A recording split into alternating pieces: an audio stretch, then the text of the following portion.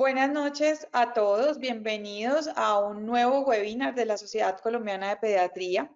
El día de hoy vamos a desarrollar un tema muy importante, muy actualizado y que es un tema que nos preocupa porque hemos recibido durante los últimos meses noticias frente al aumento de casos, especialmente casos graves por infecciones por estreptococo biógenes. El día de hoy nos acompaña la doctora Laura Mendoza y el doctor Carlos Torres, infectólogos ya muy conocidos por ustedes, y la idea es a conversar un poco al respecto y al final a tener un espacio para escuchar y resolver sus preguntas. Vamos a comenzar con la doctora Laura. La doctora Laura Mendoza es médica de la Universidad Pontificia Bolivariana, pediatra de la Universidad del Norte e infectóloga pediatra de la Universidad del Bosque. Laura trabaja actualmente en la ciudad de Valledupar, en varias instituciones del país, pero además es docente de la Universidad del Norte, de UDES, es miembro de la Sociedad Colombiana de Pediatría, de la Asociación Colombiana de Infectología y de la Sociedad Latinoamericana de Infectología Pediátrica. Bienvenida, Laura, y ¿qué nos tienes para contar hoy sobre esta enfermedad?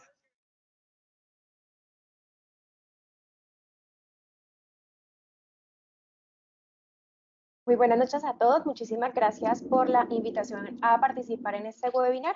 Y la idea es que el día de hoy conversemos un poco sobre Streptococcus pyogenes y dentro de las primeras consideraciones que quiero de pronto mencionarles a ustedes es hacer una reflexión sobre si verdaderamente estamos hablando de una nueva amenaza o si simplemente es una infección que nos ha acompañado durante muchísimo tiempo a lo largo pues, de nuestra carrera como pediatra y como infectólogos pediatras.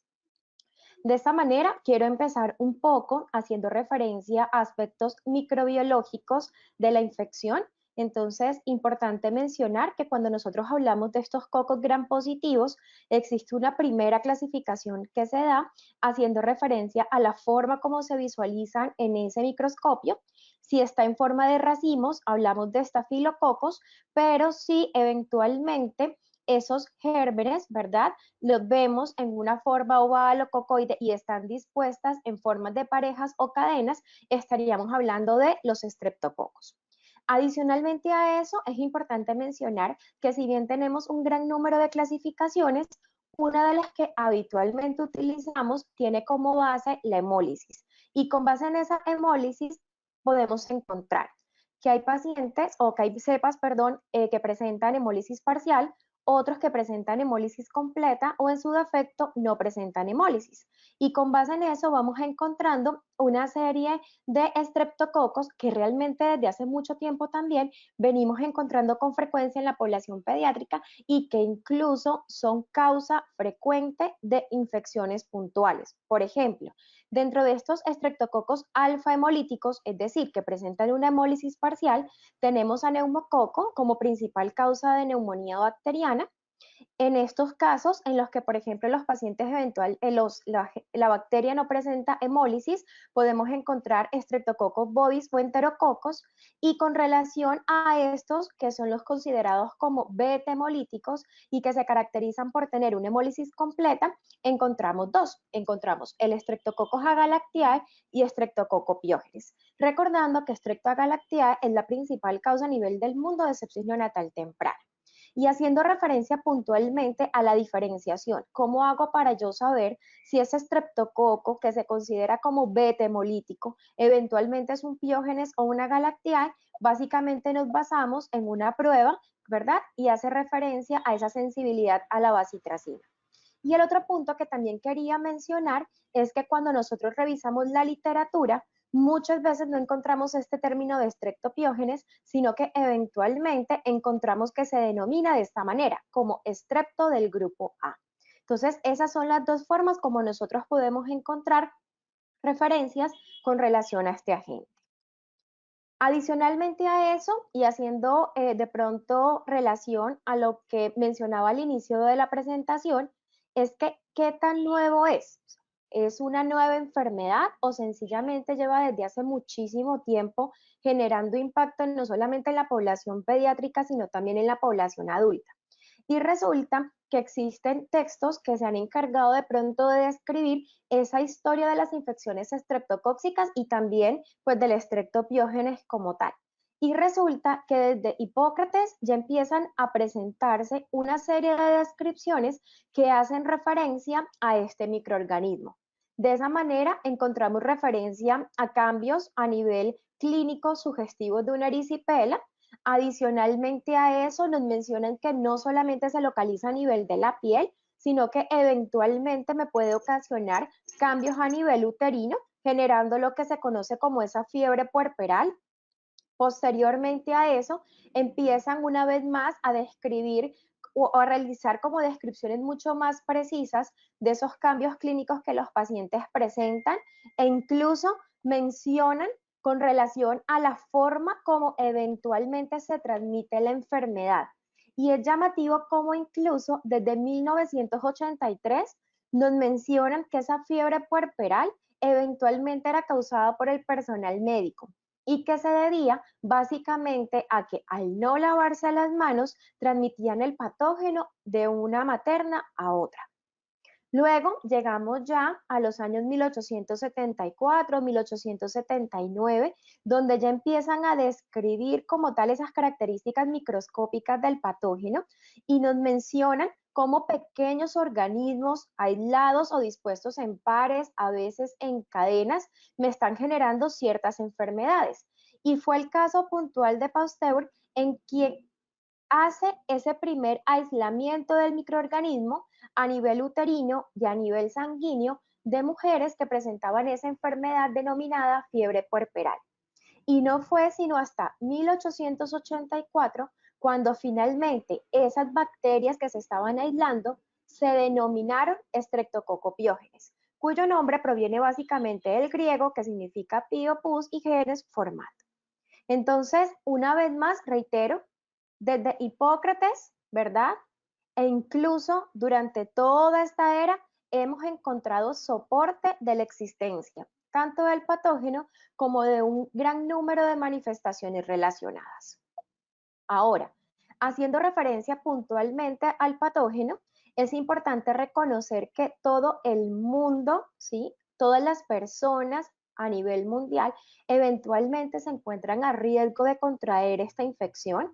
Y uno de los principales motivos por los cuales todos estamos a riesgo es porque finalmente este patógeno se encuentra colonizando. ¿Y qué coloniza? Superficies epiteliales a nivel de la orofaringe, a nivel de la piel y eventualmente también se ha documentado en otras superficies como la vagina y como el recto. Y finalmente, haciendo referencia a esa forma de transmisión, miren lo amplia que es. Y es que yo puedo encontrar o yo puedo transmitir este agente infeccioso debido a gotitas que expulsan personas infectadas o colonizadas o en su defecto por medio de contacto directo, por medio de fomites y también se ha descrito eventualmente una contaminación transmitida por medio pues, de alimentos. Ahora, me genera enfermedad tanto no invasiva como invasiva. Y en el caso, por ejemplo, de la no invasiva, si bien se considera que tiene una menor severidad, es importante de una vez considerar que me está representando una gran carga para los diferentes sistemas de salud. Y luego, haciendo referencia a esa enfermedad grave, miren cómo, por ejemplo, descripciones de la enfermedad me dicen cómo aproximadamente 18 millones de personas padecen una enfermedad grave relacionada con la presencia de este Streptopiógenes y que alrededor de cada año ocurren 1,78 millones de casos nuevos. Es decir, no solamente es una enfermedad que todo el mundo, que afecta a todo el mundo, sino que adicionalmente a eso la estamos observando en una frecuencia relativamente significativa. Aquí en esta imagen, básicamente lo que quise hacer mención en cuanto a la diversidad genómica que se ha documentado del germen.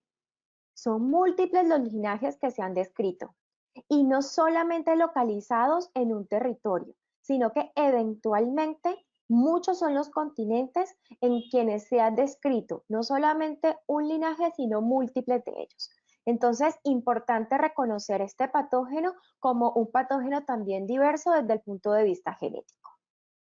Ahora, ya habiendo reconocido estas características básicas del agente, miren que les he estado mencionando cómo me ocasiona no solamente enfermedad superficial, sino también enfermedad invasiva. Y miren cómo estas manifestaciones realmente son frecuentes en nuestro quehacer diario como profesionales de la salud. Encontramos faringitis, encontramos escarlatinas, encontramos erisipelas, celulitis, pero eventualmente nosotros también encontramos pacientes que desarrollan sepsis, que desarrollan un síndrome de choque tóxico secundario a esta agente e incluso fascitis necrosante. Es decir, también existe un gran amplio número de manifestaciones clínicas relacionadas con este patógeno. Ahora, la carga de la enfermedad es variable y miren cómo, por ejemplo, haciendo referencia a esta enfermedad superficial, encontramos cómo en el caso de la faringitis, eventualmente nosotros podemos encontrar 288 millones de casos por año. Ahora, esta carga de enfermedad no es continua para todos los grupos etarios, sino que eventualmente existen poblaciones definidas que se encuentran como con una mayor probabilidad de presentar alguna de estas manifestaciones. Entonces, comparemos, por ejemplo, esta faringitis versus impétigo. Casi 300 millones versus aproximadamente 100 millones de casos. ¿Listo? Cada una de ellas con manifestaciones que son características.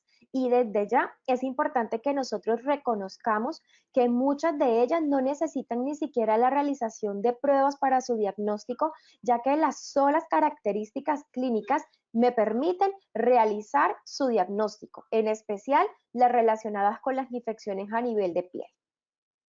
Entonces, básicamente encontramos este primer paciente que presenta una faringitis. Eventualmente se documentó como una faringitis estreptocóxica y quiero resaltar básicamente la presencia de esas petequias a nivel palatino y adicionalmente a eso la presencia de ese exudado amigdalino.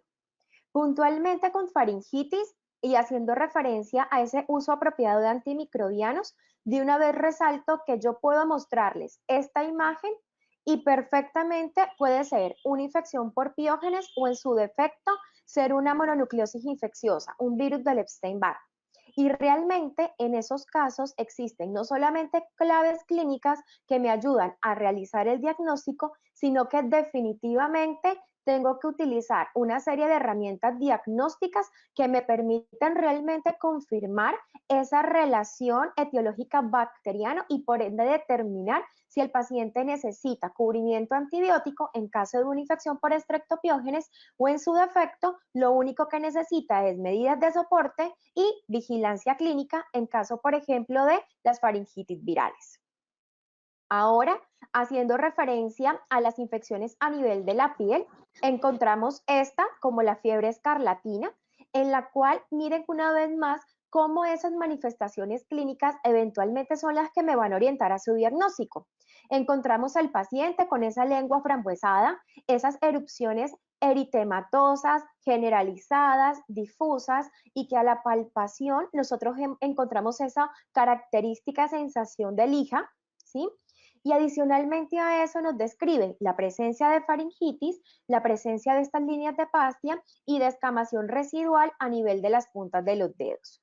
Una vez más, esto es un estreptopiógenes, pero a mí perfectamente me pueden decir por qué no es una enfermedad de Kawasaki, ampliando diagnóstico diferencial hacia otras condiciones que también observamos eventualmente en la población pediátrica. Frecuente, definitivamente el impétigo, en el cual una vez más podemos realizar un diagnóstico basados en imágenes y observamos cómo es característico la presencia de estos exudados que adoptan un color miel, ¿sí? Las costras mielicéricas, asociado con esas costras gruesas y eventualmente, haciendo referencia de pronto a un compromiso más profundo, encontramos cómo esos pacientes pueden tener a nivel de cara o a nivel de extremidades estas lesiones eritematosas. En este caso, están localizadas a nivel de miembros inferiores y miren cómo desde el punto de vista clínico tienen una característica y es esa base eritematosa. Se ven rojas, se ven brillantes, pero que también yo puedo diferenciar una de la otra. Es un solo patógeno ocasionándome dos manifestaciones eventualmente similares, pero que características tan simples como, por ejemplo, observar esos márgenes, esos bordes de la lesión me permiten realizar ese diagnóstico diferencial entre una erisipela o en su defecto una celulitis. Quise traerles este caso para que veamos, ¿verdad?, cómo el compromiso por estreptopiógenes va más allá de estas infecciones superficiales y que eventualmente al paciente no se le va a ver afectado o comprometido la vida. Entonces, es un lactante masculino de 1 año de edad. Resaltamos el hecho de que el paciente es previamente sano, que inicialmente presentó sintomatología respiratoria inespecífica, rinorrea, obstrucción nasal, tos, fiebre. Así como lo observamos, realmente hablamos de una fase prodrómica que puede ser eventualmente cualquier enfermedad infecciosa, pero luego, ¿qué es lo que se observa con relación al paciente? Que aparece un brote y que adicionalmente a eso, este paciente empieza a tener afectación del estado general. Entonces, aquí observamos las imágenes en las cuales una vez más observamos un brote eritematoso, difuso, generalizado. ¿Qué ocurre con el paciente? Debido a la afectación inicial observada, es hospitalizado, inician cubrimiento antibiótico, pero la evolución realmente no es la esperada, porque en una forma rápida el paciente luce cada vez más tóxico, se torna taquicárdico, taquineico, hipotenso, con prolongación de ese llenado capilar y el grupo de manejo dijo, un momento, este paciente puede tener un choque séptico. La evolución sigue siendo tórpida, el paciente sigue presentando cambios en su estado general y ese brote que realmente presentaba inicialmente, que era difuso, ya empezamos a encontrar cambios más localizados sobre un área puntual, en este caso el miembro superior izquierdo, asociado básicamente con prolongación del llenado capilar en dicha extremidad, con debilidad a la palpación del pulso, con la aparición de petequias difusas, de hematomas y finalmente se realiza un diagnóstico de fascitis necrosante. Es llevado a cirugía, se realiza el respectivo desbridamiento y miren cómo a pesar de tener cubrimiento antibiótico, a pesar de realizar un manejo quirúrgico, las lesiones todavía siguen progresando. Y es el momento perfecto de recordarles la forma como habitualmente se conoce también este agente, la bacteria Comecardia. Entonces, el paciente realmente se logra aislar un estreptopiógenes, modula esos cambios inflamatorios sistémicos, supera esa etapa crítica y el paciente finalmente continúa su antibiótico-terapia bajo un diagnóstico de una fascitis necrosante asociada con un síndrome de choque tóxico estreptocóxico. Y esta publicación es reciente.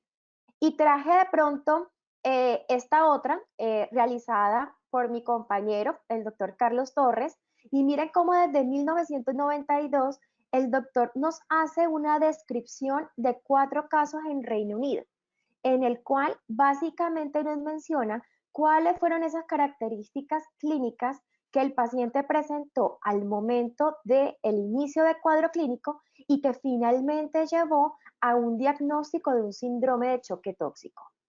Edades variables, desde 13 días hasta incluso 10 años, pacientes que presentaban cambios a nivel de piel, como fascitis, como celulitis, pero eventualmente también peritonitis, síntomas, digamos, inespecíficos iniciales, como por ejemplo fiebre, como por ejemplo edema, diarrea, y que finalmente fue documentado ese aislamiento del estreptopiógenes.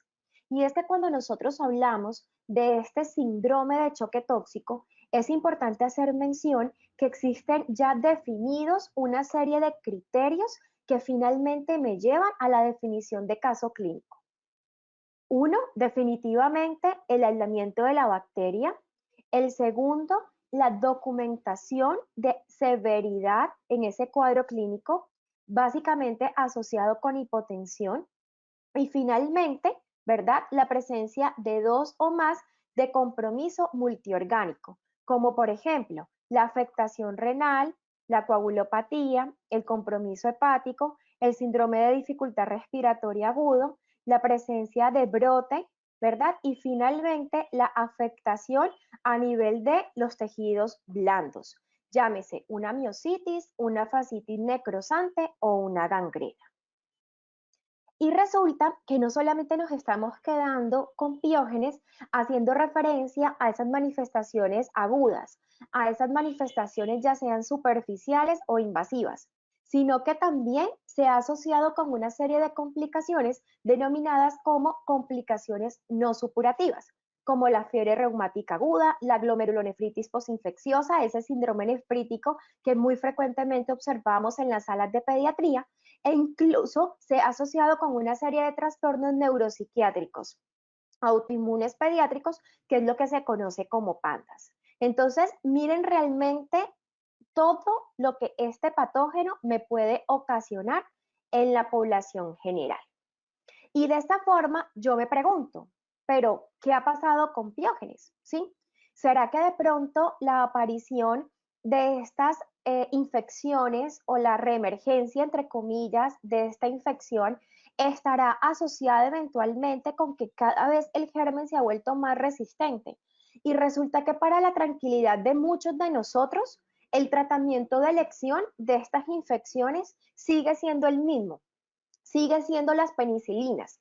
Y es que a diferencia de otros agentes como los macrólidos, como las tetraciclinas, el sulfametoxazol, las fluoroquinolonas, donde se ha documentado un mecanismo de resistencia propiamente dicho, en el caso de las penicilinas, apenas es que estamos empezando a documentar cepas en quienes se ha demostrado una disminución en la sensibilidad a este grupo de antibióticos. Tranquiliza, mas esto no hace, ¿verdad?, que no hagamos medidas para evitar eventualmente el desarrollo de resistencia en este patógeno. Y una vez más, eso va a estar relacionado con el uso apropiado de antimicrobianos, con el uso de manejo tópico en infecciones superficiales como el impétigo, en el uso de ciclos cortos en el caso de infecciones un poco más profundas, como por ejemplo la celulitis o las ericipelas, y definitivamente en el caso de faringitis, teniendo en cuenta el uso de ciertas pruebas que me permiten confirmar la presencia del estrepto y por ende la administración de ese antibiótico de elección que es y que por el momento sigue siendo esa amoxicilina o en general las penicilinas.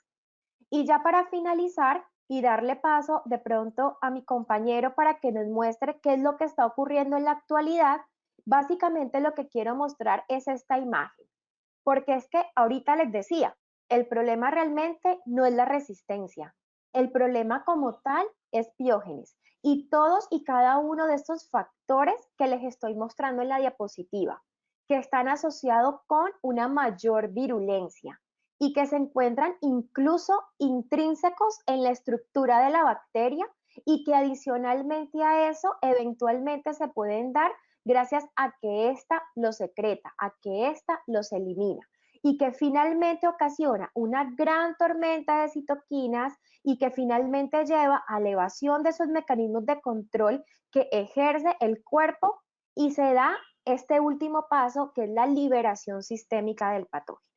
Entonces, estos eran los aspectos que les quería mencionar y más adelante quedo atenta a dudas, preguntas, comentarios que nos quieran realizar. Muchas gracias.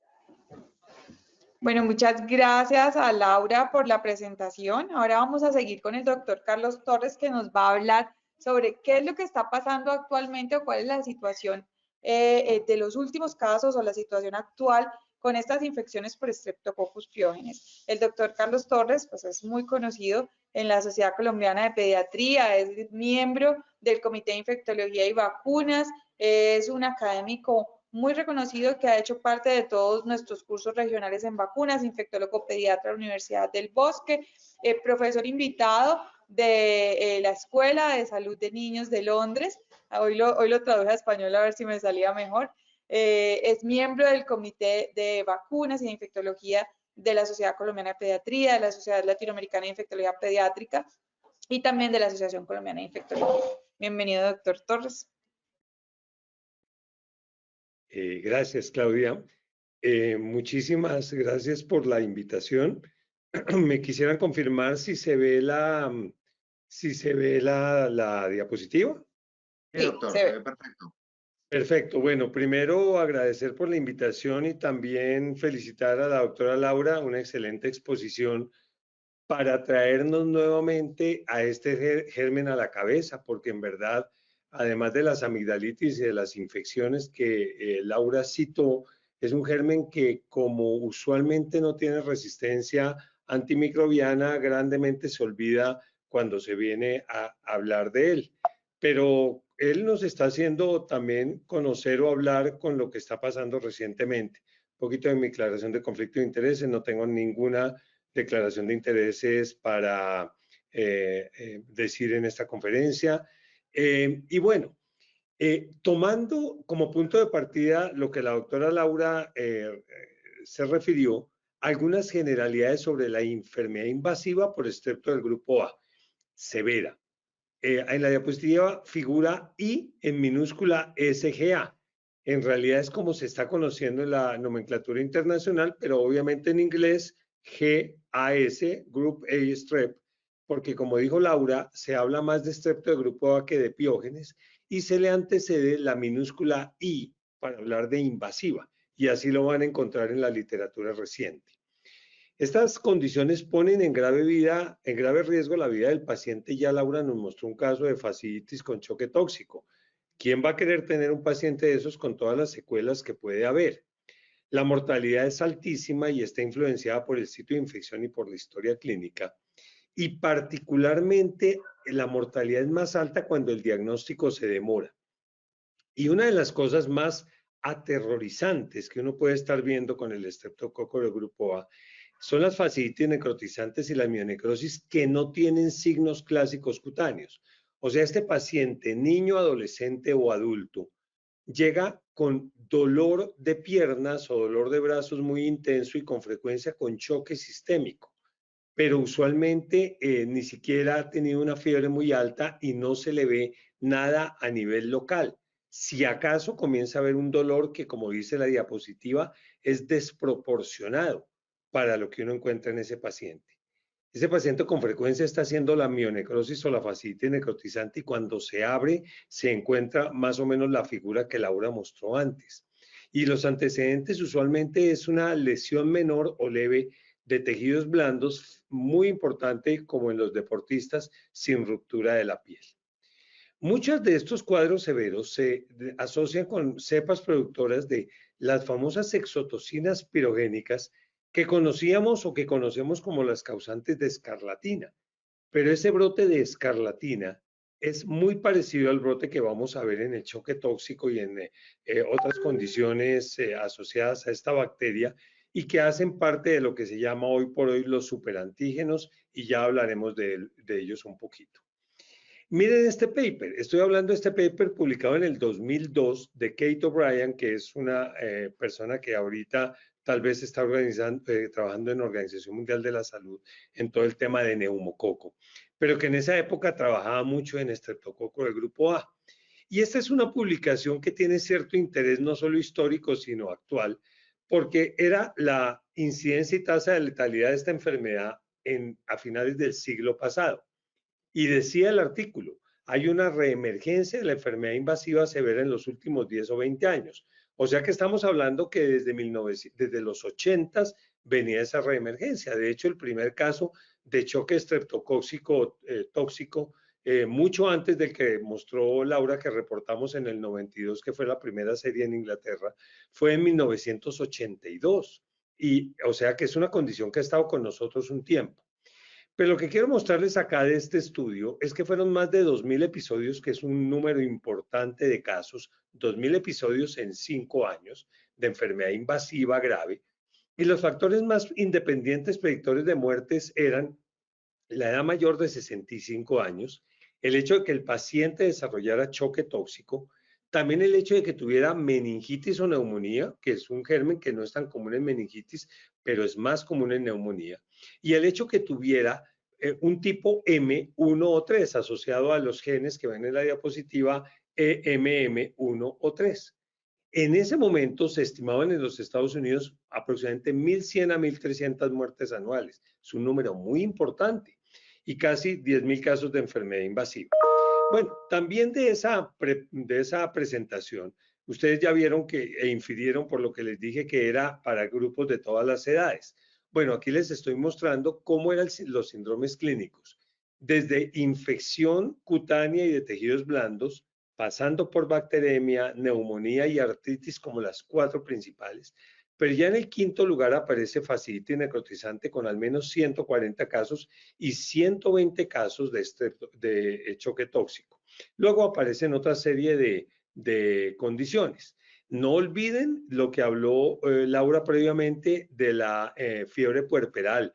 Aún en el 99 o en el 2000 en los Estados Unidos se habían reportado 36 casos de fiebre puerperal relacionada con el embarazo. Esa enfermedad no ha desaparecido. Pero en este paper dividen los pacientes en menores de 10 años y mayores de 10 años. Y miren ustedes cuáles son las condiciones que se ven más en menores de 10 años. La bacteremia sin causa, estoy hablando de esto de hace casi 20 años, esta publicación, la osteomielitis y la meningitis, mientras que en adultos se reportaba más la infección de tejidos blandos, la infección cutánea, la fasciitis necrotizante y el choque tóxico. Recuerden, aquí no está incluida una escarlatina, aquí no está incluida una enfermedad de amigdalitis, no hay secuelas de estreptococo, todas son infecciones severas. Y miren una tasa de letalidad realmente muy alta, 12,5%. Pero si ustedes se van a la fasciitis necrotizante en esta época, la mortalidad en 20% y al choque tóxico en 44%. Y eso infortunadamente no ha cambiado mucho. En esta diapositiva se ven un poco más claramente los factores asociados con la muerte. Se hablaba de la edad, de síndromes clínicos como la neumonía y la meningitis y de ciertos tipos de proteína M. Pero miren algo que ha cambiado mucho con los que les voy a mostrar más adelante. En este paper, 75% de los pacientes tenían una condición subyacente y solamente un porcentaje muy pequeño, 17%, no tenían nada subyacente. Entonces vean ustedes que este paciente, niño o adulto, o era VIH o utilizaba drogas de inyección intravenosa, o era alcohólico, o tenía diabetes, o estaba con diálisis, etcétera, etcétera. Bueno, ¿qué ha pasado con el tiempo? Con el tiempo pasó muchas cosas, empezó a haber choque tóxico y quiero que miren esta gráfica que tenemos ahí, porque esta gráfica lo que muestra en estas gráficas que se llaman las Malacards, que hay para todas las enfermedades, es la red gráfica con la que la literatura relaciona estas enfermedades. O sea que básicamente estos softwares o estos programas cogen una enfermedad y la relacionan con otras condiciones por las búsquedas o por las relaciones clínicas o patogénicas que tienen. Y si ustedes centran eso en el choque tóxico estreptocóxico aquí en la mitad de este diagrama ovoide, mire la cantidad de relaciones que tiene, con impétigo, con faringitis, con la fiebre escarlatina, pero ya aquí cuando nos acercamos más tenemos la artritis séptica, la varicela, que ahorita hablaremos una palabra de eso, la fasciitis necrotizante y por supuesto todas las condiciones relacionadas con enfermedad grave. Bueno, esta enfermedad, el choque tóxico, estos son los criterios clínicos que ya Laura los mostró, simplemente a manera de información están escritos desde 1993, o sea, esto está escrito ya hace un tiempo. Pero, ¿qué características han asociado la enfermedad invasiva después del 2015? ¿Qué está pasando? Primero, que ya no es una condición de tan los extremos de la vida, sino que afecta a todas las edades. Segundo, que la severidad y tasas de letalidad se han vuelto muy importantes en el paciente pediátrico, que en la publicación americana que les mostré era menos severa. Tercero, que más del 50% no tienen factores subyacentes y en algunas publicaciones hasta el 80%. Entonces, olvídense de eso que se hablaba antes, que solo el 17% lo tiene. Cuarto, que hay un definitivo incremento en los últimos años y en el último año especialmente. Todavía no entendemos por qué. Quinto, que hay un incremento en bacteremia, que no hay una clara asociación con tipos de proteína M y por eso todavía no sabemos bien qué está pasando. Que hay una asociación con infecciones virales, influenza, varicela Epstein-Barr, ya lo veremos más adelante. Y ojo, algunos papers muestran, particularmente en estas fasciitis necrotizantes, el impacto del uso de AINES aumentando la posibilidad de infección. Les voy a hacer sucesivos clics para que ustedes vean lo que se ha publicado en los últimos 4 meses en el mundo entero. Este es el CDC europeo. Incremento en el número de infecciones en niños con grupo de estreptocóxica, incluyendo mortalidad. Luego, esto es en Nueva Zelanda. Aquí está el aumento. Esto todo está publicado en los últimos meses. Acá está en Francia. Acá está en Escocia, si no estoy mal. No, en Canadá. Esto es el CDC en los Estados Unidos, 2022-23. Esto es Uruguay. 8 muertes reportadas por Uruguay por Streptococcus. Esto es, ya no me acuerdo en dónde, creo que en Estados Unidos. Esto es ahora sí en Australia. Y esta finalmente es la del Reino Unido como tal. Todo eso creo que nos tiene que preocupar y es lo que nos ha motivado a hacer este webinar. Por favor, hay que estar pendientes porque ya empiezan a aparecer donde se busca este germen, el aumento en esta condición y tenemos que estar preparados para ello. Y esto es el resumen de lo que ha pasado a partir de septiembre del 2022 hasta la semana pasada en el Reino Unido. Les traigo en el lado izquierdo una publicación del Tiempo que fue una copia de la publicación inglesa. Este futbolista joven de 20 años muere por una infección estreptocóxica, como se las describí previamente, por la fasciitis necrotizante, por un golpe jugando fútbol que no era evidente al comienzo. El paciente murió en 3 días de esta condición, que aquí la nombran de manera un poquito, llamémoslo así, llamativa, bacteria carnívora y todo eso que ya conocemos. Y al lado derecho ven el 11avo actualización, que lo actualicé creo que el fin de semana, esto es para el 12 de marzo, sobre la actividad estacional de este estreptococo. Lo han actualizado 11 veces en las últimas semanas. ¿Qué ha pasado en estos meses? Son 6 meses, septiembre a marzo. Esto es con escarlatina, porque se ha asociado, por supuesto, a escarlatina. O sea, definitivamente hay estreptococo del grupo A, tanto escarlatinas como la invasiva. Y vean el pico que se presenta en la semana epidemiológica 49, como 1 de diciembre en Inglaterra, cómo cae acá, pero todos estos picos están por encima de los históricos. Este histórico es 2017-2018, son estos que están aquí abajo. Y lo que ha pasado en 2021-22 y 2022-23, que es este de acá, y aquí vamos en este puntico, en la semana 9 o 10 de este año, muestra claramente lo que ha sucedido. Un incremento de 211%, 221% en las escarlatinas comparándolo con temporadas anteriores y un incremento del 215% en las primeras 10 semanas de este año comparadas con temporadas anteriores.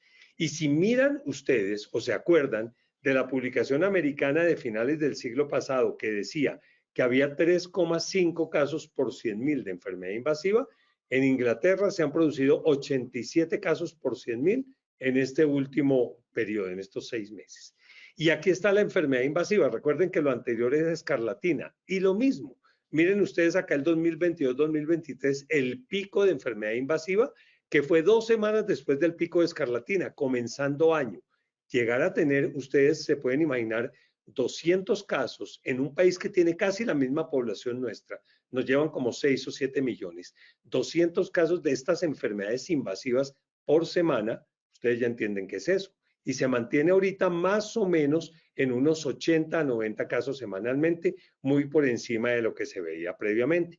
Y aquí están, tenemos 2.400 casos, 2.400 entre septiembre del 2022 y marzo del 2023 de enfermedad invasiva. En ese estudio de los Estados Unidos mostraban 2.000 casos en 5 años. Aquí se están sucediendo 93 casos por semana versus 55 históricos, un incremento del 69% y un incremento en las primeras 10 semanas de este año del 115%. La tasa general, muy importante, y aquí está el número de muertes.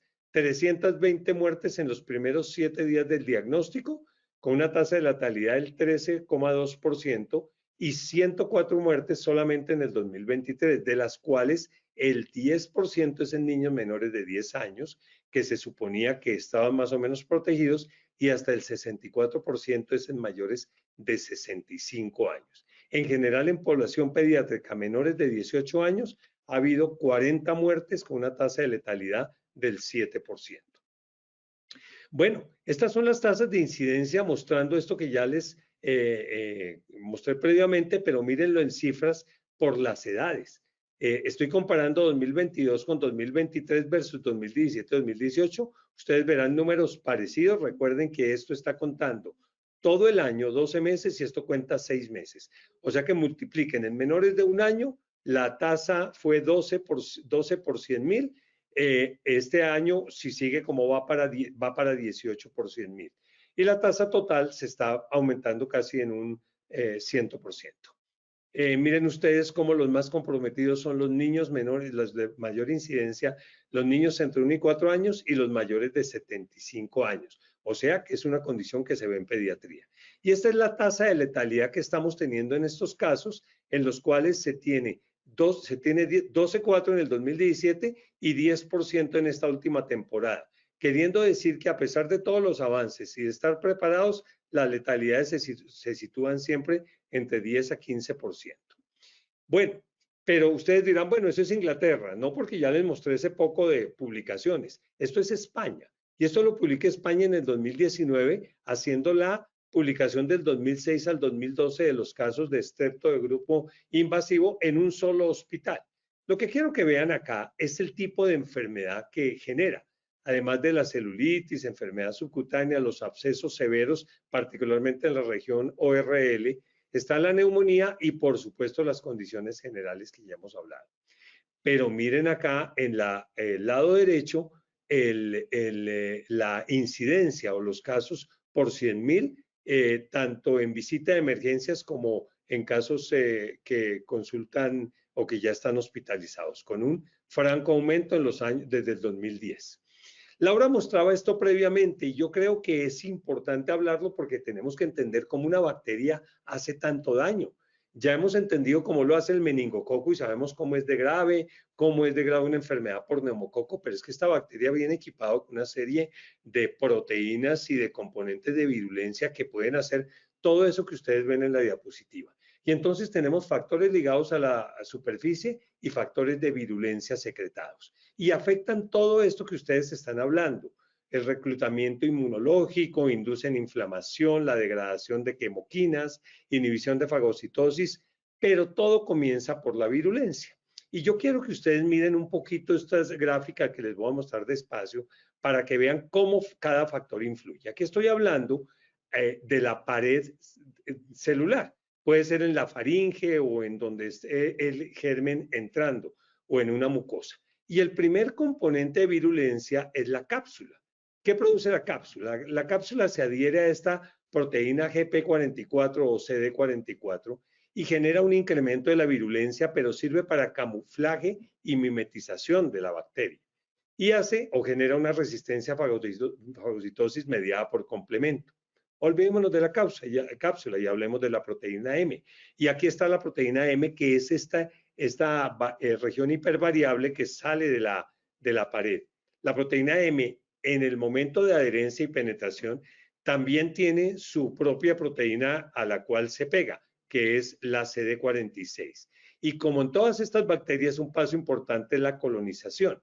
Y quiero que miren esto porque al final vamos a hablar de cómo van las vacunas para el estreptococo del grupo A y todas están dirigidas a la proteína M tratando de inhibir por lo menos esta porción. Pero aunque la proteína M produce efectos inmunomodulatorios y muerte bacteriana prolongada, aquí estoy solo mostrando cómo es la adherencia y la penetración de la bacteria a las células del hospedero. Después hablaré que la proteína M produce otra serie de alteraciones muy importantes ya una vez el organismo se ha vuelto invasivo. Pero aquí tenemos entonces todos esos estreptococos que están pegaditos uno a otro, como Laura decía, generando adhesión e invasión por cápsula y por proteína M. Pero ojo, mire cómo matan a las células, pueden ser de la faringe o pueden ser de la piel o de la mucosa vaginal. ¿Y cómo se producen estas muertes? Por las famosas estreptolicinas, no antiestreptolicinas, que es las que pedimos para el examen, sino la estreptolicina O y estreptolicina S. Y por una de sus exotoxinas, que se llama la exotoxina pirogénica B. Y entonces estas que salen aquí de moradito, ¿qué generan para que la bacteria penetre? Esta secreción rompe las uniones epiteliales. Mire cómo se abren aquí las células, promueve la translocación bacteriana y entonces la bacteria penetra, invade y postinvasión, la streptolicina O y la NAD-ASA producen una disrupción en la integridad de la barrera. No nos quedamos ahí, seguimos en la invasión, pero aquí ya viene la invasión del tejido más profundo y aquí es la celulitis, la erisipela que Laura mostró y produce gran muerte celular y muerte por un mecanismo específico que se llama piroptosis, con una respuesta inflamatoria muy robusta. Y Laura terminó con esta diapositiva y yo no me puedo resistir a la tentación de explicárselas un poquito. Aquí ya el germen invadió, aquí ya está en el tejido, ya está adentro. Miren, lo primero que pasa es que hay evasión inmune por esta degradación que producen nuevamente estas exotoxinas y estas otras dos proteínas que también son materia de investigación a nivel de vacunas.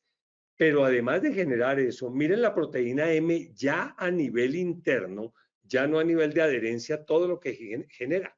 Mimetización porque ella se rodea de una serie de componentes como histonas, plasminógeno, fibrinógeno, factor H, el complemento, que pasan como Pedro por su casa por el sistema inmune. Y la streptokinasa, que es otra proteína, produce diseminación y esta alteración en la que altera la capacidad de la fibrina. Pero si vamos más allá, yo les decía antes que estos pacientes tienen mucho dolor y esto está generado en gran parte por la producción o por la inducción de una serie de sustancias relacionadas con mediadores de dolor y por otro tipo de componentes como la streptolicina S que dispara esta sustancia que suprime el reclutamiento de los polimorfos. O sea, los polimorfos no llegan a hacer su acción bactericida. Si no nos quedamos contentos con eso, hay una coordinación de estas proteínas, la streptolicina O, la NAD-ASA, la misma proteína M, para producir una gran, digamos, liberación de inflamasomas y de inflamación general, amplificando la inflamación, clivando y activando interleuquina 1 beta.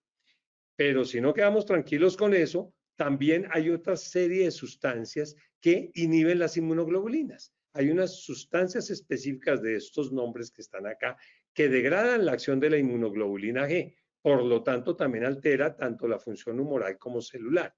Y nuevamente nuestras amigas las streptolicinas y las DNAsas degradan el esqueleto del DNA de estas redes de neutrófilos que son tan importantes para atrapar a las bacterias.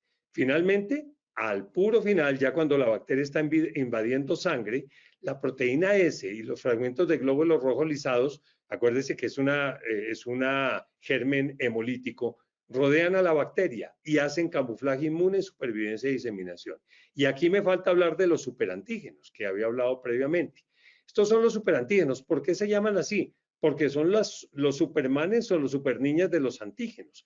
Normalmente un antígeno, recuerden ustedes, que está situado en este sitio, en esta hendidura entre el receptor de la célula T, que ustedes ven acá, y la célula presentadora de antígenos que tiene su HLA o su complejo mayor de histocompatibilidad grado 2 o clase 2. Y esta unión es la que genera cómo un antígeno normalmente estimula el resto del sistema inmune. Y este es el centro de la unión entre una célula presentadora de antígeno y una célula T.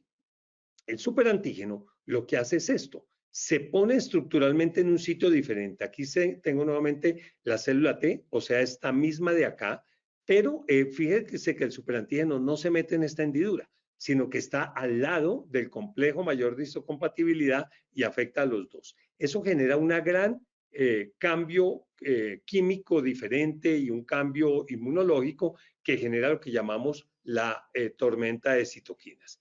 Entonces, ¿qué son los superantígenos? Son estimulantes potentes que generan proliferación clonal de las células y producción masiva de citoquinas, que, como dijo Laura, median el choque y la falla multiorgánica. ¿Y cuáles son en este caso? En el estreptococo, cuando hicimos las publicaciones iniciales, hablábamos de estas exotoxinas. Ahora hay por lo menos 3 o 4 superantígenos más y actúan inmunológicamente, como les acabo de contar, situándose estructuralmente de una manera diferente al antígeno convencional y generando liberación masiva de citoquinas. Ya para terminar, en una de las diapositivas Laura hablaba de algo que se llama el MAIT, que es un tipo de células T conocidas muy recientemente, que se llaman células T invariantes asociadas a mucosa. Bueno, estas tienen mucho que ver y están muy activadas en este tema de la infección por estreptococo. Por eso es que la infección por estreptococo puede darnos una respuesta dominante de factor de necrosis tumoral a través de los superantígenos pues generado por las exotoxinas. Pero también nos puede estimular la producción de interleuquina 12 e interleuquina 18 por las células presentadores de antígenos y ello me da una respuesta dominante de interferón gamma. Y esto se ve más en los cuadros de bacteremia y de neumonía. Pero finalmente, este MAIT también tiene mucho que ver porque si estimula el CD25, esta respuesta dominante de interferón gamma, TNF e interleuquina 2 puede tener que ver con la inflamación durante las recaídas de fiebre reumática aguda y las recaídas de faringoamigdalitis. Esos pacientes que vemos con faringoamigdalitis estreptocóxica recurrente, estos últimos estudios muestran que lo que tienen es una disfunción inmunológica que afecta fundamentalmente linfocitos T foliculares. Finalmente, como lo dijimos previamente, el choque tóxico estreptocóxico no solo es producido por los superantígenos, sino por la producción de todas estas citoquinas por otras células que están a su vez estimuladas por este tipo de componentes o mediadores humorales. O sea, yo lo que quería traer con esto, para no entrarme en más detalles, es decir, mire, esta bacteria es altamente estudiada, es altamente patogénica, parémosle muchas bolas, va mucho más allá de la faringitis. Además, para completarla, le encanta interaccionar con ciertos virus, por ejemplo, con la varicela. Por fortuna tenemos vacuna de varicela y entonces la incidencia de coinfecciones ha bajado de una manera muy importante.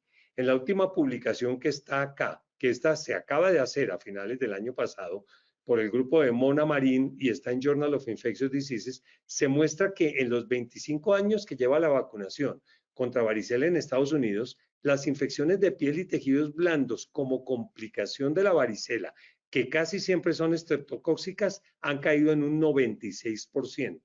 Pero todavía nos hace falta tener una mayor penetración de la vacunación.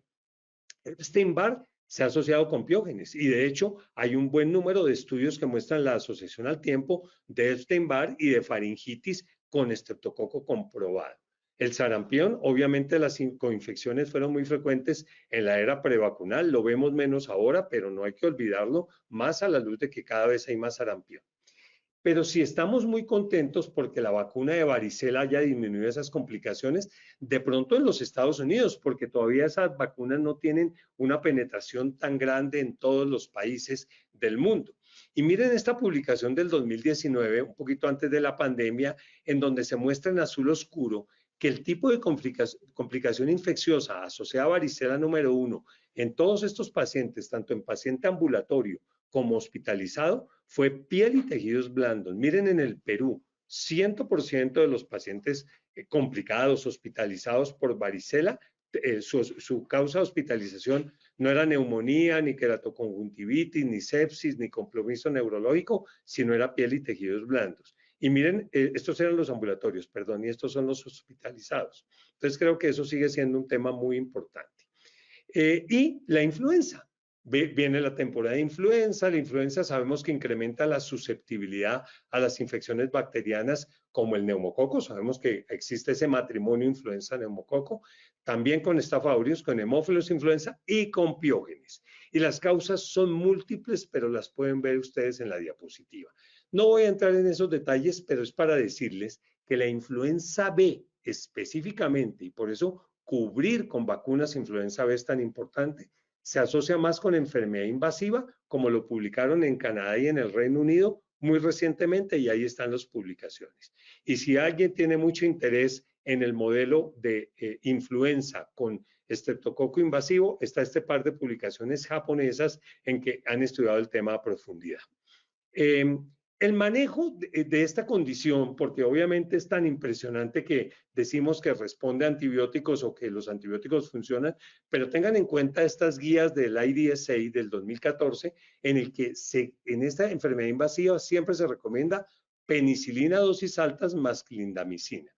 Y eso está basado en que todas las cepas de estrepto son sensibles a penicilina, aunque como lo dijo Laura, hay algunas que empiezan a disminuir la sensibilidad. Que se ha probado la eficacia de la clinda en estudios en humanos, que la clinda es más efectiva en modelos experimentales de la fasciitis necrotizante y la mionecrosis, que las PBPs no se expresan en la fase estacionaria de crecimiento de esta bacteria y por lo tanto el uso de la clindamicina es necesario, que la clinda suprime la producción de exotoxinas y de proteína M, muy importante, que tiene una vida media más larga y mayor efecto posantibiótico y que no hay antagonismo entre los dos antibióticos. Y finalmente, que suprime la clinda la producción de citoquinas proinflamatorias. Entonces, aquí están las dosis tanto para penicilina como para clinda, tanto adultos como para niños, y las alternativas en caso de alergia, pero les sigo recomendando esta publicación de IDSA sobre este tema. Laura mostró esta diapositiva, es solamente para decirles, hay que estar súper pendientes de que no nos aparezca en cualquier momento resistencia a betalactámicos. No lo hay por ahora, pero sí hay resistencia a todos, incluyendo clindamicina. Y eso es una preocupación, porque la clindamicina en Estados Unidos pasó del 2012 al 2019 del 8,9% al 23,8% en cuanto a resistencia. Aún así, la acción antitoxina puede ser importante. Esto también es clave. Siempre hablamos de la profilaxis en contacto de tosferina, de hemófilos, de meningococo. ¿Qué se hace en un paciente que tenga una enfermedad invasiva o incluso escarlatina a sus contactos? Es controversial, en principio diríamos que no habría necesidad, pero hay que particularizarlo a la situación individual epidemiológica. Acuérdense que el riesgo es bajo porque solamente se presenta un caso secundario por cada 1.500 contactos, o sea, sería 66 casos por 100.000.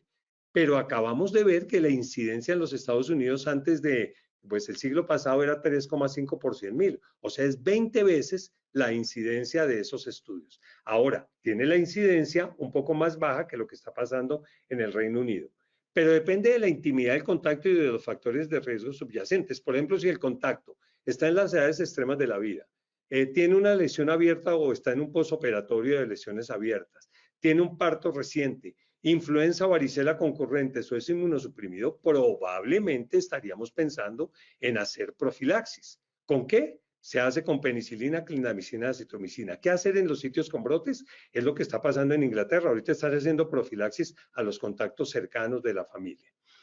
Finalizando, hay unos esfuerzos revitalizados para guiar investigación vacunal.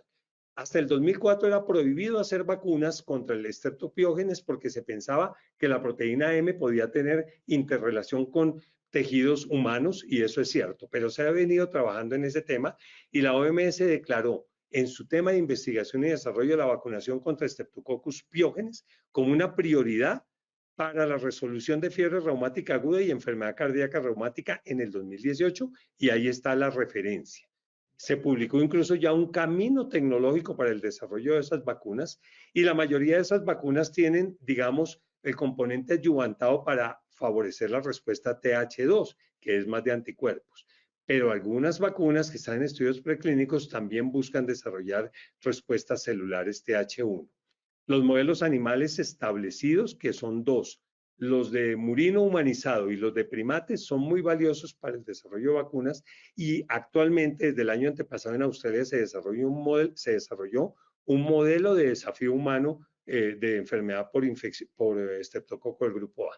No son muchas las vacunas que ahorita tenemos en fase clínica, todas estas están en fase 1, todas se dirigen a la proteína M y la más avanzada, solamente para que les quede como para tenerlo en cuenta, es esta que se llama Strep Anova, que es basada en péptidos del terminal N de los 30 serotipos de proteína M más comunes en los Estados Unidos, en Europa, pero que se ha encontrado que en África y en algunas regiones de Asia también tiene protección cruzada.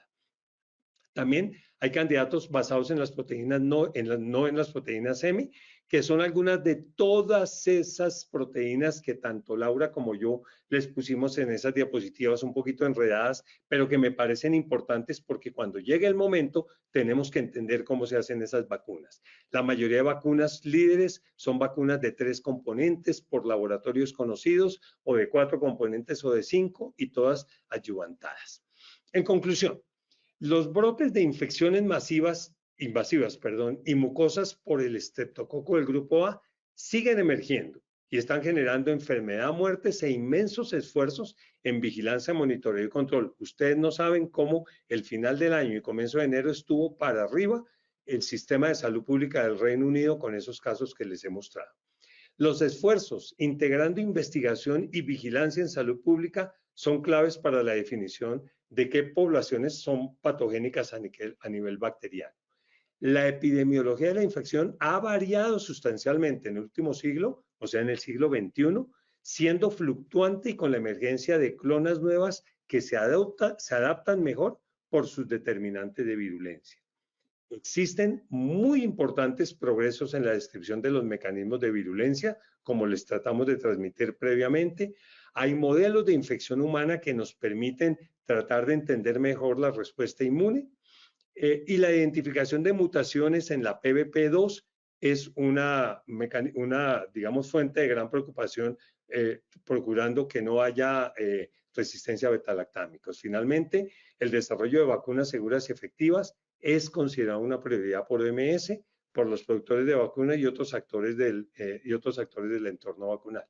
Y muchos estudios necesitaremos para el desarrollo de terapias futuras que permitan rescatar estos pacientes con enfermedad invasiva tan grave y con mortalidades tan altas y, por supuesto, estrategias de prevención efectivas. Yo con eso termino. Agradezco muchísimo la asistencia. Un gran número de personas han estado conectados, de manera que estoy muy contento por eso. Gracias, Claudia, y gracias, Laurita. Bueno, no, muchísimas gracias a ustedes por una presentación realmente muy completa, excelente. Es muy chévere ver toda esta perspectiva desde lo que sabemos, desde los antecedentes de estreptococos de grupo A, como lo que está pasando actualmente, genera preocupación. Y vamos a aprovechar que tenemos aquí algunas preguntas y hacer algunas recomendaciones también, como temas claves o puntos claves sobre la enfermedad, perdón, para llevar a casa. ¿Listo? Primero voy a empezar como por las preguntas. Bueno, Daniela Costa felicita por la actividad, excelente. La doctora Ivonne Martínez pregunta, buenas noches. En los pacientes con faringitis y amigdalitis recurrente, ¿qué exámenes y manejo podemos dar desde el primer nivel? Laura, no sé si quiso responder. Bueno, lo primero que yo quiero mencionar, de todas maneras lo hacía durante la presentación y es haciendo referencia a ese uso apropiado de antimicrobianos y que en el caso de ciertas infecciones, como por ejemplo lo son las faringitis, definitivamente eso es importante, el verdaderamente conocer la etiología de dicha infección. Cuando nosotros hablamos de faringitis, la principal causa van a ser los virus. Yo les mencionaba ahorita, virus del Epstein-Barr, citomegalovirus, entre otros, realmente eventualmente me pueden generar las mismas características clínicas que un paciente con una infección estreptocóxica. Es por eso que desde hace muchísimo tiempo la recomendación que nos están dando es el uso de ciertas pruebas rápidas, como lo es un streptoa-test, para realmente verificar la presencia de estrepto y con base en eso definir el tratamiento antibiótico. Una vez más, el principal motivo es evitar esa presión que estamos haciendo en este patógeno sobre ciertos antibióticos y el posterior desarrollo de resistencia. Con relación al manejo, una vez más, el tratamiento son las penicilinas. Mencionamos la amoxicilina como el tratamiento de elección para un paciente con faringoamigdalitis de etiología bacteriana, haciendo referencia al Streptopiógenes, siendo también importante mencionar la duración. ¿Y por qué es importante mencionar esos 10 días recomendados? Porque definitivamente el uso de una duración inferior va a estar relacionado eventualmente con el desarrollo de complicaciones no supurativas como las que les mencionaba en la presentación. Yo quiero hacer una reflexión ahí que es para el día a día y para la atención primaria, por lo que el pediatra todos los días tenemos que manejar. Y es muy importante el tratar de dar siempre el betalactámico. El macrólido funciona definitivamente, funciona muy bien, pero miren la tasa de resistencia a macrólidos. Lo tuvimos que pasar rápido por tema de tiempo, pero puede llegar a ser 30% incluso en los Estados Unidos y en el Japón y en Asia 80%. Y uno le induce cada vez que va a manejar una amigdalitis con acitromicina, claritromicina. Como les digo, yo no voy a juzgar a nadie que lo maneje con eso. Me parece muy bien, pero ojo con la resistencia, porque primero le puede fallar y segundo, porque ¿para qué lo da si le puede dar otra cosa que funcione exactamente igual? Entonces, eso me parece importante recalcarlo. Aprovecho que están hablando de tratamiento para hacer una pregunta respecto al tratamiento antibiótico y es un poco en diagnóstico y tratamiento. Dice, el doctor Carlos Vera pregunta, en donde no hay streptotest, ¿es útil solicitar los astos? ¿Cuál es la utilidad de los astos? También habíamos tenido una pregunta de estas en el correo. Si están mayores de 200, ¿aún es útil utilizar penicilina G benzatínica intramuscular? ¿Cuál es el valor de la penicilina G benzatínica? ¿Sí? Según se calcula por ahí, EPI. Excelente charla, saludos desde Pamplona. Bueno, saludos al doctor. Iremos a Pamplona algún día, Claudia, tenemos que ir. A ver, no, las astos lo que hacen es medir los anticuerpos o algunos anticuerpos para esa proteína tan terriblemente agresiva que es la streptolicina O. Por eso se llaman antiestreptolicinas O. No tienen ningún valor en el diagnóstico agudo de una infección estreptocóxica, para nada. No te diferencia nada, son usualmente inmunoglobulinas G o una suma de G y otras inmunoglobulinas que son totales, y entonces en la fase aguda no sirve. Otra cosa es que lo hablemos en fiebre reumática como uno de los criterios para llegar a diagnóstico. Tampoco sirve para muchos de estos pacientes que tienen infección amigdaliana recurrente y que le llegan a uno con eso. Y mucho menos para definir la utilización de penicilinas benzatínicas cada 20 días para un poco de gente que, pobrecitos, ni siquiera lo necesitan porque no tienen esa indicación. Lo otro, se nos olvidaba, pero si la pregunta va a eso, yo no creo que la penicilina inyectada tenga ningún valor en el manejo de la amigdalitis aguda. Yo sé que algunas personas lo ponen, pero tengan en cuenta los efectos secundarios, tengan en cuenta estos espasmos vasculares que a veces hacen y tengan en cuenta que no es mejor que usar amoxicilina, no es mejor, no se mejoran más rápido, da lo mismo. Entonces, por favor, porque a veces uno lo ve, ¿no? Para que se mejore más rápido, mejor de una penicilina inyectada. Eso no es cierto, eso no está basado en ninguna realidad. Gracias. Voy a hacer otra pregunta que también es sobre tratamiento, pero más sobre tratamiento en enfermedad grave. ¿Qué opinan? La vez el doctor Alejandro Díaz, ¿qué opinan sobre el uso de inmunoglobulina en pacientes con choque tóxico? La evidencia es controversial en el único ensayo clínico publicado, pero con inclinación a favorecerla. ¿Conocen datos nuevos? ¿Algo desde su experiencia? Gracias. Alejandro lo ha dicho, ¿no? Si lo dice Alejandro Díaz, que es un experto en el tema. Hay un metaanálisis publicado hace yo no me acuerdo cuántos años, unos 3 años, en que hay 4 o 5 estudios, pero que estaban mezclando todo con todo. Porque primero no tenían unos controles que tuvieran las mismas características que los que recibieron la inmunoglobulina. Segundo, no era un producto estandarizado y las inmunoglobulinas tienen muy diferentes niveles de anticuerpos para estreptococo. Y tercero, el estudio fue apenas marginalmente positivo a favor y no incluyó el estudio que dice Alejandro que mostró que no tenía el efecto que se pensaba. Sin embargo, como dice Stevens, que es tal vez la persona que más ha publicado en los últimos 30 años sobre esto, pues la usamos. ¿Por qué? Porque probablemente disminuya también las exotoxinas pirogénicas, los superantígenos, las inhiba, o sea, hay una, digamos, tendencia a recomendarlo, pero no está basado en ninguna evidencia fuerte. No sé si Laura ahorita tenga algún otro dato o has leído algo más reciente, pero yo, hasta ahí llega mi información. Así es, y su uso sigue siendo controversial en general en esta y muchas otras patologías que vemos en el día a día. Así es. Yo creo que si tuviera un choque tóxico ahorita, yo se la pongo. Y una fascitis necrotizante, porque es tan grave esos pacientes y el antibiótico como que a veces no está haciendo mucho que yo creo que uno termina poniéndolo. No sé qué piense Alejandro que está por allá, pero yo la pondría aún con esas esas limitaciones que tenemos ahorita de evidencia. Estoy de acuerdo también. Bueno, aquí hay otra pregunta por Facebook, porque además de los que nos han visto por acá, también algunos conectados en redes de la sociedad. Sebastián Castro dice una duda que siempre me llega a la cabeza, y es que si tenemos resistencia a la clindamicina, ¿pierde la clindamicina su efecto en bloqueo de toxinas o se puede seguir utilizando? Dale, Laurita. Pues realmente ese efecto, como bien lo mencionaba el doctor, mire que realmente estamos hablando de un efecto inmunomodulador.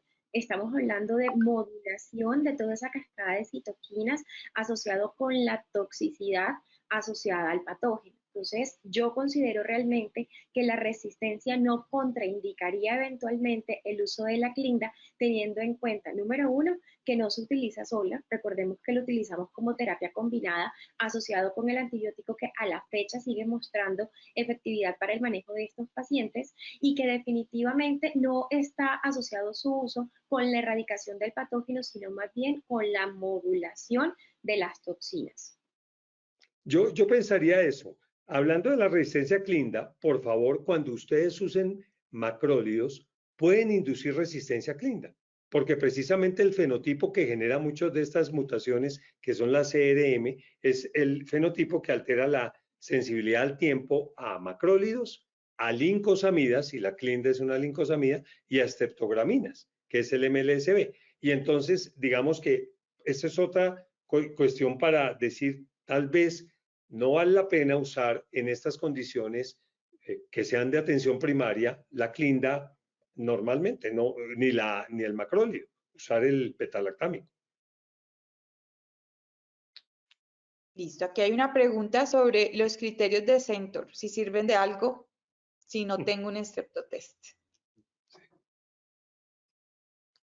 Yo creo que sí, a mí me gustan, hay 2 o 3 criterios de esos, desde los 90 se han desarrollado. Yo creo que el Centor sirve, o sea, en realidad, yo lo que digo es, paciente menor de 4 o 5 años, que tenga medio moquito atravesado, no tiene estreptococo.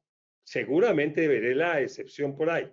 Que tenga tos, no tiene estreptococo, porque es que eso uno lo ve cada ratico, que porque comillas tiene placas, y lo que tiene es úlceras, ni siquiera son placas. Laura mostró las petequias, que están usualmente en estos diferentes criterios. Entonces, paciente que tenga la adenopatía, que tenga la fiebre alta, pero no tenga nada de gripa, no tenga nada, sea mayor de 5 años, dolores musculares, pues uno piensa más en el estrepto. Yo en realidad no creo que un niño menor de 4 años o de 5 requiera antibióticos prácticamente nunca.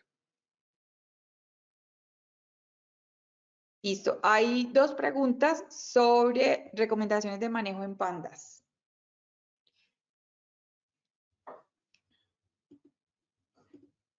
Laurita, sé que hablo de pandas. A que hacen referencia puntualmente en cuanto a las recomendaciones de manejo en pandas, porque realmente si analizamos estas complicaciones, o mejor dicho, estas manifestaciones están asociadas básicamente con complicaciones postinfecciosas, en donde eventualmente el paciente no presenta un cuadro agudo. Por ende, si no tenemos un cuadro agudo, ¿qué estrepto hay necesidad de tratar? Diferente, por ejemplo, es en algunas enfermedades como la fiebre reumática, en la que dependiendo de las condiciones clínicas, nosotros determinamos la necesidad o no de tratamiento antibiótico, pero para prevenir la recurrencia de las infecciones en ciertos procedimientos particulares. De acuerdo. Listo, yo creo que esta es para el doctor Torres. Vamos a ver si la puedo hacer más clara. Dice, buenas noches. Mi pregunta hace relación al número de serotipos de estreptococo y su relación con autoinmunidad. ¿En las vacunas habrá inconveniente por la gran cantidad de estos y su prevalencia en los diferentes países y las diferentes enfermedades? ¿Cómo obviarán esto? Sí, es una súper pregunta. Digamos que es la pregunta clave. Como alcancé a esbozar, hasta el 2004, me parece, la OMS tenía frenado cualquier desarrollo de vacunas para estreptococo por eso, porque la proteína M podría, o se ha demostrado, digamos, experimentalmente que podría tener alguna reacción cruzada con muchos tipos de células y además porque hace este mimetismo y camuflaje que les mostré. Pero lo que se exige en este roadmap o en este camino que la OMS diseñó en el 2018 es que todos los fabricantes de vacunas y toda vacuna ejerzan un par de procesos, que son un par de procesos químicos e inmunológicos para asegurarse de que esto no pase, porque eso está determinado. De hecho, yo les recomiendo, y si más tarde podemos poner la referencia, es el leer ese paper. Entonces, a eso se tienen que adherir toda la industria que produzca estas vacunas. Entonces, no está, digamos, descartado que esa autoinmunidad pudiera pasar, pero se está trabajando muchísimo eso y pasa como con la del virus sincitial, que pensamos que no va a dar las reacciones que daban las anteriores, pero que toca llegar a cuando ya se esté utilizando a ver qué pasa. Pero probablemente no sea así. Y lo otro que tiene razón la persona que escribe es que hay muchas proteínas M. Creo que son 220 o algo así, ya se me olvidó. Y en realidad la vacuna más avanzada es la que tiene 30. Ellos miraron o han mirado con todo eso que Laura mostró, ese mapita de todo el mundo de los linajes, y hay protección cruzada en Malí como el 80% y en Sudáfrica también importante, pero también muestran que hay algunos países en que no hay protección cruzada. O sea que en realidad yo sí creo que por ahora, pues sí, como todo, están diseñando una vacuna para las proteínas M que hay más en los países desarrollados, pero bueno, eso es lo que tenemos y hay que ir avanzando. Es una vacuna muy cruda por el momento, todavía estamos en fase 1. Yo no creo que antes de 5 a 10 años estemos hablando de nada específico, a menos que esta infección que sea algo que, digamos, esté pasando transitoriamente en Europa y en Uruguay y en otras partes, porque si esto sigue así, obviamente habrá más prioridades de investigación para este tipo de vacunas. Gracias, doctor Torres. Que saludos de Cristina Muñoz, quien fue que le hizo esa pregunta. Alejandro Díaz dice que también usaría inmunoglobulina. Listo. Bueno, yo creo que para... bueno, ¿qué opina del uso de pruebas de sensibilidad previa a penicilina benzatínica? Ya no se recomienda. No sé si ustedes algo al respecto. Y el uso de pirosina para descolonizar no se utiliza la prueba de sensibilidad. No se utiliza y es importante que todos los que estamos acá tengamos claro.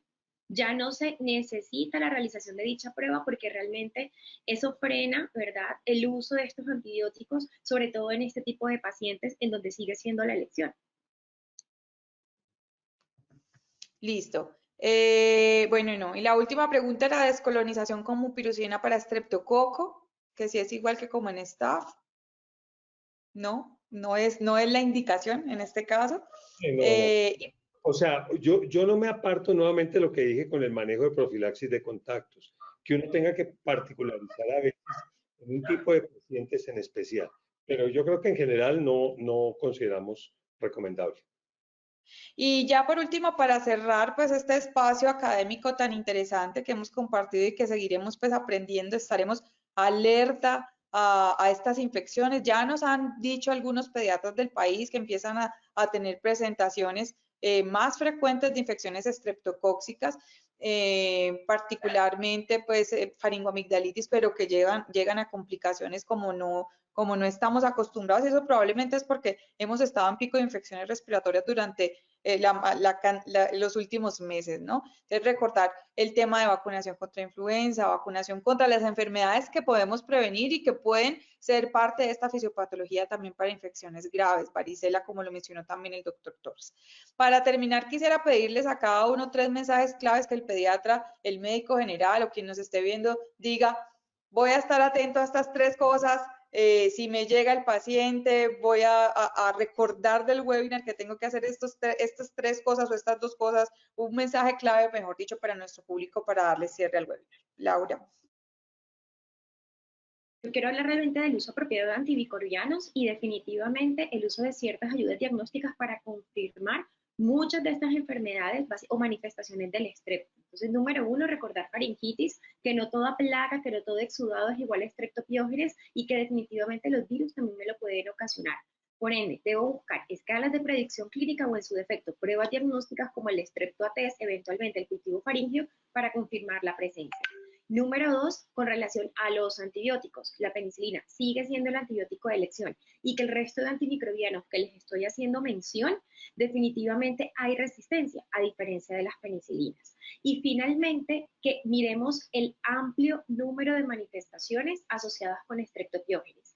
Así como de pronto tenemos en mente neumococo, tenemos en mente Staphylo aureus, definitivamente Streptopiógenes es un patógeno importante en pediatría y que me genera una carga tanto de enfermedad no invasiva como invasiva y que puede desencadenar desenlaces fatales en los pacientes. Esos realmente serían mis mensajes a transmitir. Bueno, mis 3 mensajes serían, uno clínico, y estoy hablando solo de la parte invasiva. Paciente con dolor intenso en miembros, por favor consideren la posibilidad de una fascitis necrotizante o una mionecrosis, así no tengan los signos cutáneos. Eso no es fácil, pero ténganlo en cuenta.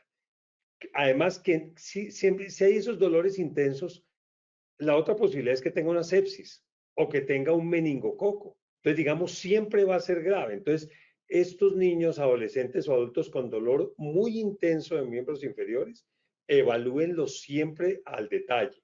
Ese muchacho que salió, les mostré ahí de Inglaterra, futbolista, eso pasó en Londres, ese muchacho fue devuelto 2 veces del hospital, aunque estaban en plena temporada de grupo A. Entonces, pilas con eso, esa es clínica.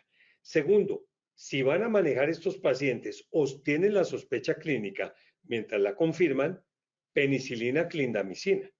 Bueno, obviamente si están pensando en otros gérmenes, pues lo manejarán, pero poner las dos. Ese en cuanto a antibióticos. Y el último es una cosa que siempre les digo. Probablemente de pronto estos casos pasan y de pronto son crisis de momentos y cosas así.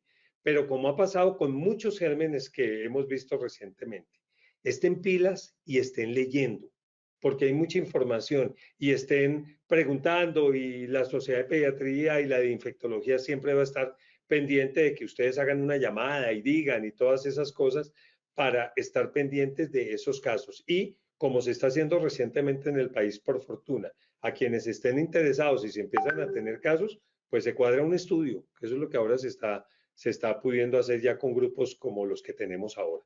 Entonces, yo creo que serían mis 3 mensajes. Muchas gracias a los dos, gracias al doctor Torres, a la doctora Laura por sus mensajes. Creo que ha sido muy claro esta conferencia y este espacio. Y como bien lo dice el doctor Torres, si no pensamos, no diagnosticamos, tenemos que estar estudiando todo el tiempo, además porque en Colombia tenemos la fortuna, digamos, de tener mucha circulación de muchos virus, de muchas bacterias. Actualmente hay una alerta también latinoamericana de chikungunya, ¿no? Entonces empiezan a aparecer diagnósticos diferenciales y la única forma de estar enterados es estar conectados, no solamente a lo académico, sino también hoy en día a las redes de la sociedad y a estos espacios académicos que son muy importantes para todos. Muchas gracias. No sé si tienen algo más para decir y cerrar o damos por terminada nuestra charla. No, gracias a ustedes dos por acompañarnos, ¿cierto? Listo. Chao. Listo, gracias. Chao.